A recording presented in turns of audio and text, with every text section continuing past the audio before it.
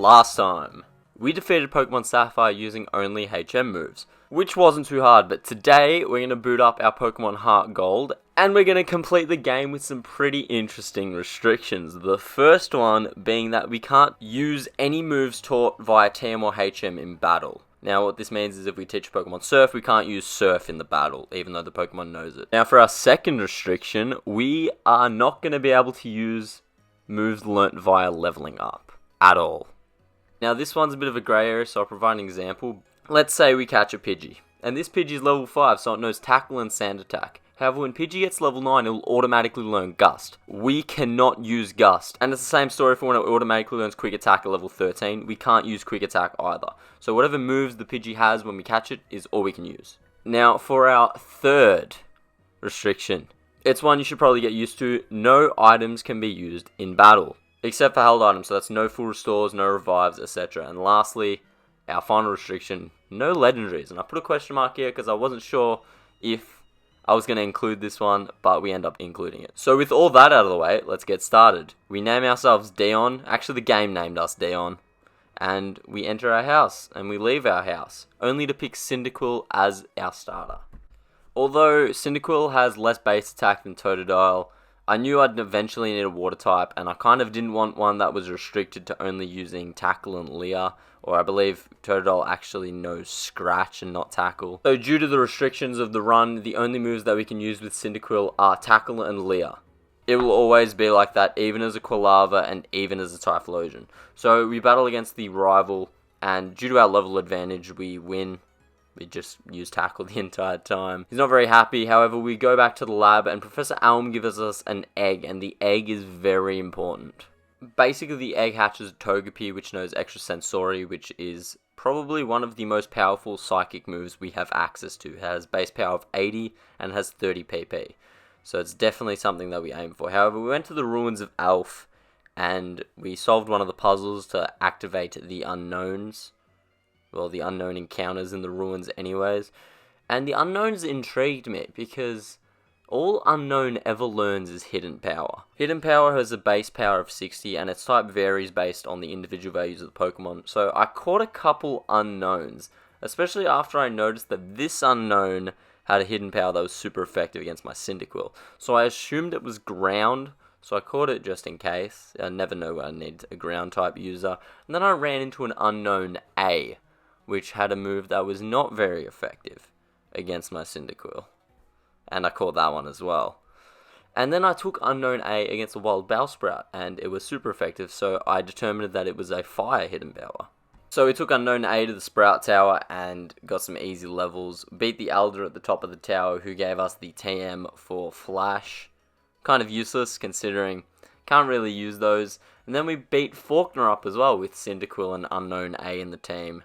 Cyndaquil hits level 14 in the battle. In turn, he evolves into Quilava, and Faulkner gives us the Zephyr badge and another team we can't use.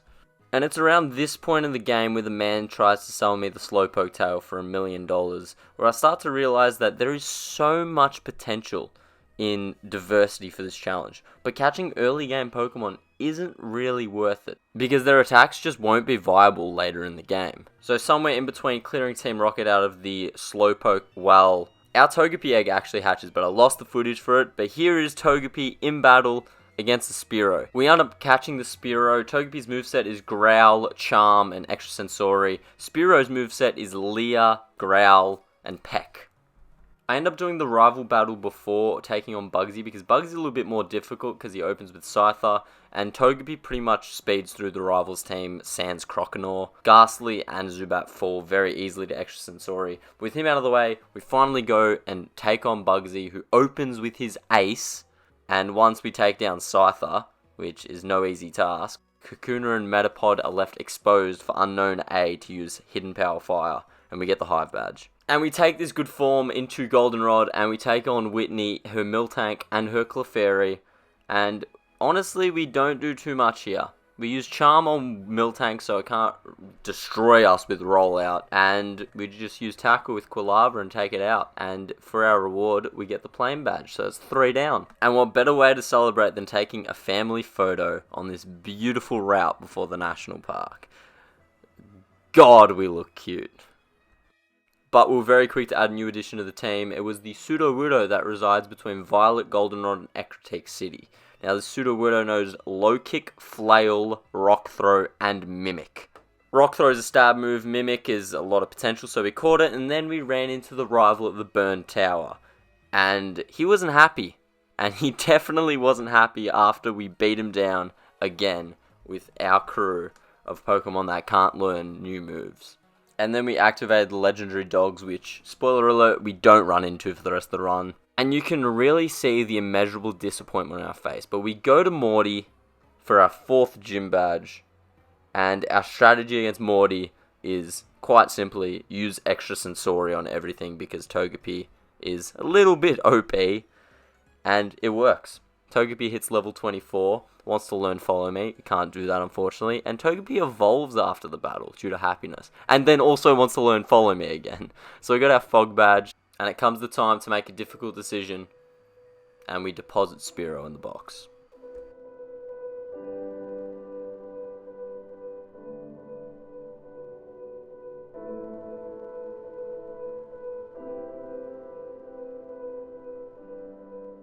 And Bill gives us a free Eevee, which is absolutely reeking with potential. However, this is its moveset, so we also deposited Eevee in the box.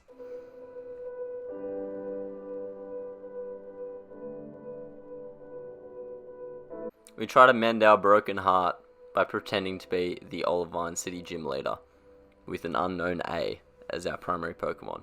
And here's where history repeats itself, just a little bit. We picked up a good rod, better than an old rod, because we needed a Pokemon that knows surf. And we found a humble little Krabby, and honestly, I didn't think anything into it. I caught the Krabby because I needed to surf across the sea. We caught another Krabby. Its moves are pretty decent. I end up replacing Leo with Surf, but I know I eventually have to replace him because Kingler is not a very good special attacker. But here's the updated team photo after surfing to Cianwood.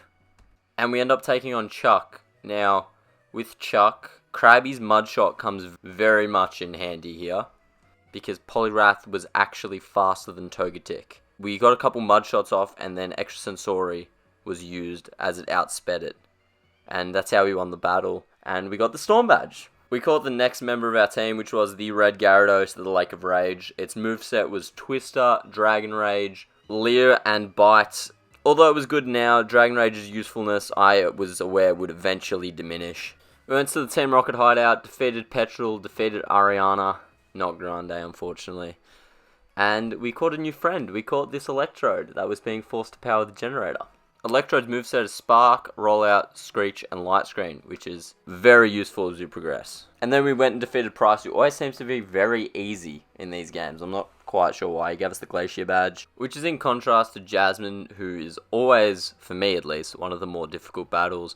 Unown comes in handy against the Magnemites, and we just kind of have to throw everything we've got at the Steelix until Gyarados eventually knocks it down with Dragon Rage, and we get the Mineral Badge. And you know, because it is October, we dressed up as a Team Rocket member, and this kid put us in our place. So we did exactly what he asked, we bought a drink from the vending machine, and we sat down and thought about our life. And that session of thinking made me realise that Quilava was now redundant, so we put him in the box.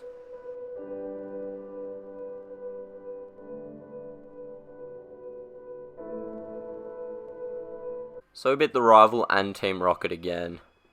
And then our cute little Krabby evolved into a Kingler, and there was only one way we could celebrate. By taking a new family photo. Claire was an absolute nightmare. Electrode took out Gyarados, the Dragonairs were just really annoying to deal with, and then to follow that up, we had Kingdra, but Light Screen from Electrode actually enabled us to beat Kingdra. Also gave Togetic Choice Specs to boost Extrasensory, so we got our badge, eventually. We caught a Tentacruel to replace Kingler because Tentacruel is a much better special attacker. We're not doing this one again. So we progressed to Victory Road. We beat the rival inside of Victory Road. And we get to the Pokemon League. But before we head there, we added a Seel to our team. And we evolved it into a Dugong. Its moves are Growl, Water Sport, and Icy Wind, equipped with a Never Melt Ice. Dugong is our Lance Killer, and unfortunately we can't teach it Sheer Cold there, which is a shame. It really hurt, but we had to replace Unknown A with the Dugong. But we go to the league and we beat Will. It's usually a battle where Dugong and Electrode shine. The next one against Koga is all Togetic. Other than Fortress, which Tentacruel's Bubblebeam handily takes care of, Extrasensory destroys this team, and we do use Electrode for Crobat because Crobat does outspeed Togetic, so. Bruno's pretty straightforward as well. It's basically Togetic in the Tentacle show. Gyarados makes a slight appearance against Machamp because that Machamp can hit, but we do get the dub, of course. Which brings us to Karen. Now, Karen opens with Umbreon. Umbreon is taken by Sudowoodo's Low Kick. However, Gengar usually gets switched out. Bite destroys Gengar. And, well, Gyarados pulls a lot of weight. So does Electrode. Tentacruel has a go against Houndoom. Doesn't really quite work. But we end up ending the battle with Sudowoodo very poetically taking out Umbreon.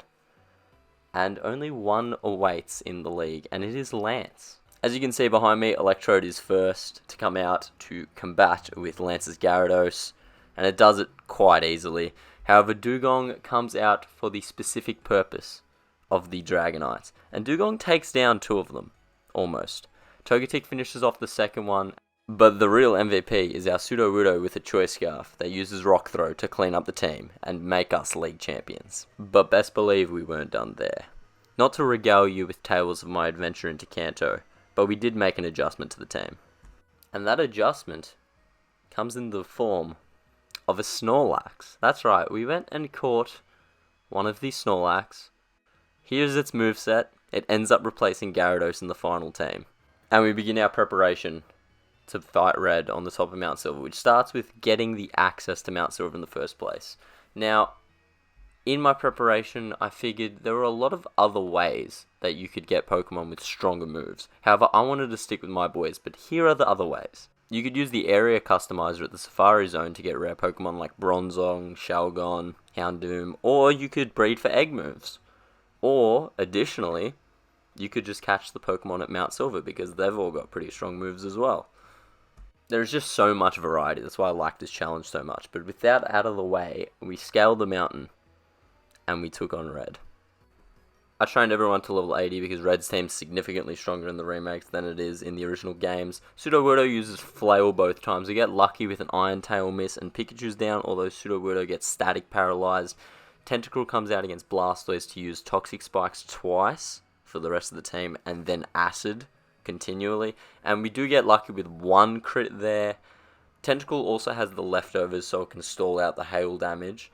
We put Electrode in once Blastoise is low enough that we can KO it with Spark. Venusaur comes out next, which nullifies our Toxic Spikes. But again, Togetic gets poisoned, but we get a really lucky crit on Extrasensory. Red doesn't heal, we take it out. Lapras comes out, we reset up the Toxic Spikes in just enough time until Lapras takes us out with Psychic. And then we bring out Sudowoodo to take a brine. I honestly don't know what I was thinking. But Snorlax comes out and starts using Rollout, which is super effective. Now Snorlax tanks the third Blizzard here with 3 HP, knocks out Lapras, faints due to hail damage. And then with Snorlax and Charizard remaining, we use Growl on Snorlax, so it can't really hurt Dugong that much, who's unaffected by hail due to its typing. And the Toxic from Toxic Spikes hits Snorlax really hard. Electrode comes out, uses Rollout on Snorlax. Again, not sure why Red didn't use a full restore there, but Rollout eventually gives us the win, and the challenge is completed. Thank you guys for watching. If you liked it, drop us a like. Thanks for 200 subscribers, and I'll see you guys next time with another obscure Pokemon challenge. See you later.